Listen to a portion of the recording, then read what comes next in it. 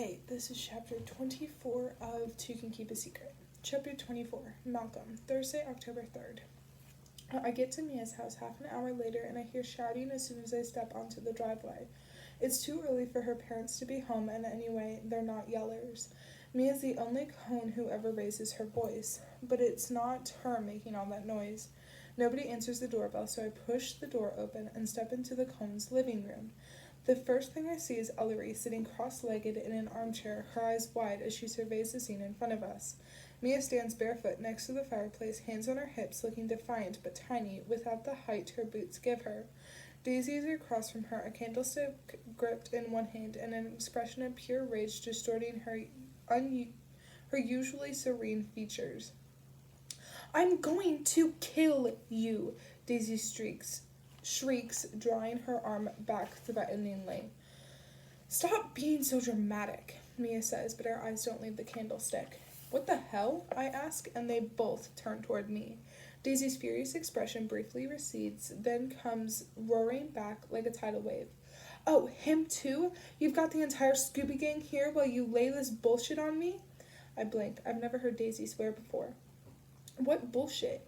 Mia speaks before Daisy can. "I told her I know all about Declan, and I'm going to tell Mom and Dad if she doesn't explain why they're both back in Echo Ridge." She takes an involuntary step as Daisy fastens her with a withering stare. "It's going a little worse than I expected." "You have some nerve." Daisy brandishes the candlestick for emphasis, but stops in slack-jawed horror when she loses her grip and sends it flying directly toward Mia's head. Mia is too startled to move out of the way, and when it clocks her in the temple, she drops like a stone. Daisy's hands fly to her mouth. Oh my god, Mia, are you all right?" She falls to her knees and scrambles toward her sister, but Ellery, who I never even saw move, is already there. "Malcolm, can you get a wet towel?" she asks. I stare down at Mia. Her eyes are open, her face pale, and a streak of blood runs down one side of her head. Oh no, Daisy moans, her hands covering her face now. "I'm sorry, I'm so sorry." I fast track it to the bathroom and grab a hand towel, then run it under the faucet and jam back to the living room. Mia is sitting up now, looking dazed. I hand Ellery the towel, and she gently pats up and down the side of Mia's head until the blood is cleared away. "Is she going to need stitches?" Daisy asks in a shaking voice. Ellery presses the towel to Mia's temple for a few seconds, then pulls it away and peers at the cut. "I don't think so. I mean, I'm no expert, but it's actually tiny. It looks like one of those shallow scrapes that just happens to bleed a lot. It'll probably leave a bruise, but it should be fine with a Band-Aid." "I'll get it," I volunteer, returning to the Cone's bathroom. Dr. Cone is an obstetrician, and her medicine cabinet is so perfectly organized I find what I need within seconds. When I return this time, some of the color is back in Mia's face. "God, Daze," she says reproachfully as Ellery positions the Band-Aid on her temple and presses down. "I didn't realize you literally wanted to kill me." Daisy slumps back, her legs tucked to one side. "It was an accident," she says, skimming her fingers across the hardwood floor. She looks up, her mouth half twisted in a wry grin. "I'm sorry for drawing blood, but you sort of deserved it." Mia brushes an index finger across her bandage. "I just want to know what's going on." "So you ambushed me while your friend is here?" Daisy's voice starts to rise again, but she checks herself and lowers it. "Seriously, Mia, not cool."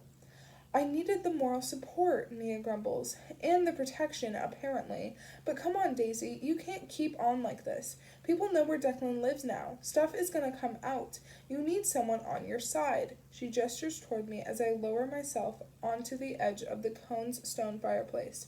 "We're all on Mal's side. We can be on yours, too." Daisy's eyes get shiny as she continues.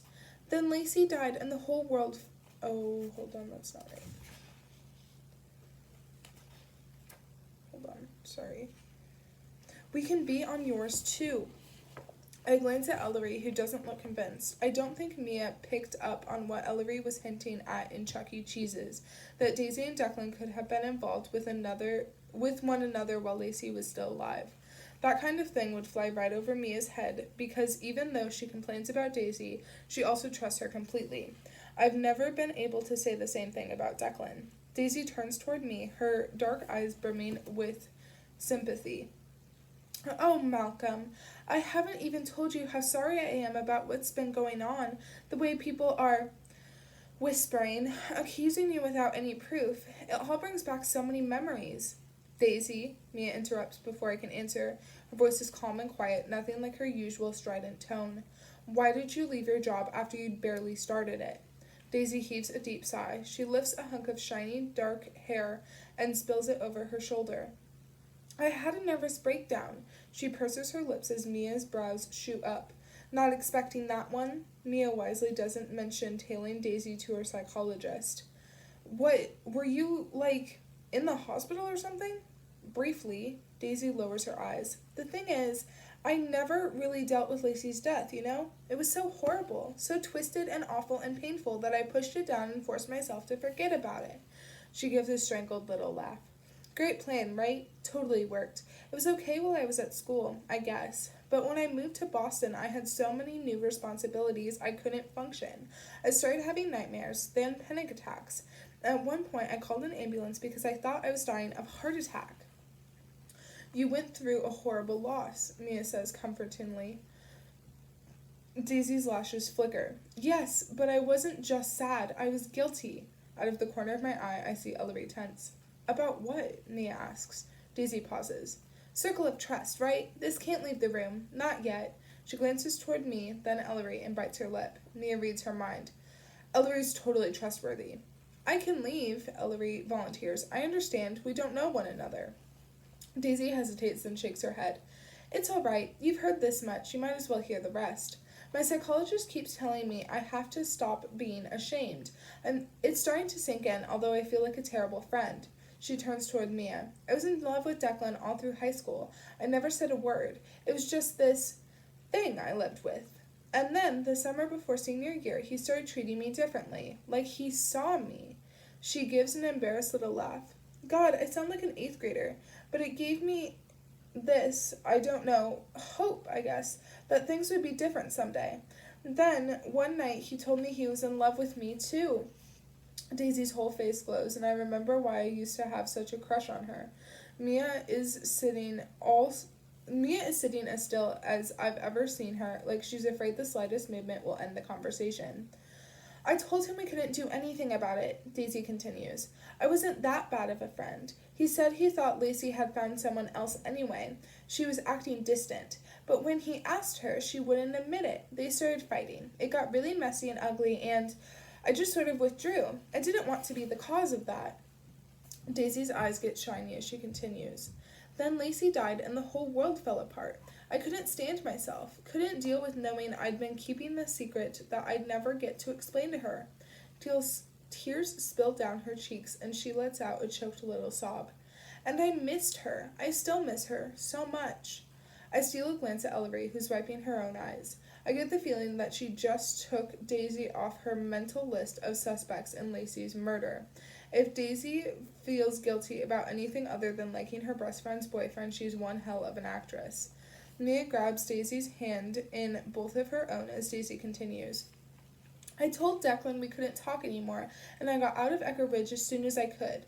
I thought it was the right thing to do for both of us. We'd been wrong not to be open with Lacey from the start, and there wasn't a way to fix that anymore. She drops her head. Plus, there's this whole other layer when you're one of the only minority families in town. You can't make a mistake, you know? We've always had to be so perfect. Mia regards her sister thoughtfully. I thought you liked being perfect, she says in a small voice. Daisy sniffs. It's fucking exhausting. Mia lets out a surprised snort of laughter. Well, if you can't handle it, there's no hope for me in this town. She's still holding Daisy's hand and shakes it like she's trying to knock some sense into her sister. Your psychologist is right, Daisy. You didn't do anything wrong. You liked a guy. You stayed away from him even when he liked you back. That's being a good friend. Daisy dabs at her eyes with her free hand. I wasn't, though. I couldn't stand to think about the investigation, and I shut down any time I was near the police. It wasn't until years later that I started thinking about things that might actually be helpful. What do you mean? I ask. Ellery leans forward like a puppet that just got its strings yanked. I remembered something, Daisy says. A bracelet Lacey started wearing right before she died. It was really unusual, a bangle that almost looked like antlers twisted together. She shrugs at Mia's dubious expression. Sounds weird, I know, but it was gorgeous. She was really coy about where she got it too. Said it wasn't from Declan or her parents. When I was in the hospital in Boston trying to figure out how my life had gotten so far off track, I started wondering who'd given it to her and whether it was somebody who, well, she trails off. You know, I wondered. So you came back here to investigate? Ellery looks like she approves. I came back here to recover, Daisy corrects. But I also asked Lacey's mom if I could have the bracelet as a keepsake. She didn't mind. I started Googling it, trying to find something similar. And I did. A note of pride creeps into her voice. There's a local artist who makes them. I wanted to check her out, but I didn't feel quite strong enough to do it on my own. Her voice dips a little. Declan used to text me occasionally. The first time he did after all this happened, I asked him to visit the jeweler with me. And there you have it, I think. An actual rational explanation for what Declan has been doing in Echo Ridge. Would have been nice if he'd ever told me any of this himself. Mia raises her brows. Was that the first time you'd seen him since you left for Princeton? I'll bet you two had a lot to talk about. Or, not talk about. Daisy's entire face goes red. We were mostly focused on the bracelet. Sure you were, Mia smirks. This conversation is going off the rails. You guys have any luck? I ask, trying to get it back on track. Daisy sighs. No, I thought maybe the jeweler would look through her sale records when I told her why I was there, but she wasn't at all helpful. I handed the bracelet off to the police, hoping she'd take it more seriously if they followed up with her, but I haven't heard anything since. She lets go of Mia's hand and rolls her shoulders like she just finished an exhausting workout. And that's the whole sordid tale, except for the part where Declan and I finally got together. I love him. She shrugs helplessly. I always have. Mia leans back on her haunches. That's quite a story. You cannot tell Mom and Dad, Daisy says, and Mia mimes zipping her lips. I have a question, Ellery pipes up. She starts doing that twisty thing with her hair again as Daisy turns to face her. I was just wondering who you gave the bracelet to. What police officer, I mean. Was it someone in Echo Ridge? Daisy nods. Ryan Rodriguez. He graduated from Echo High the same year I did. Do you know him? Ellery nods. Yeah, were you guys friends at school? She looks like she's back in investigative mode, which I'm starting to realize is her default setting.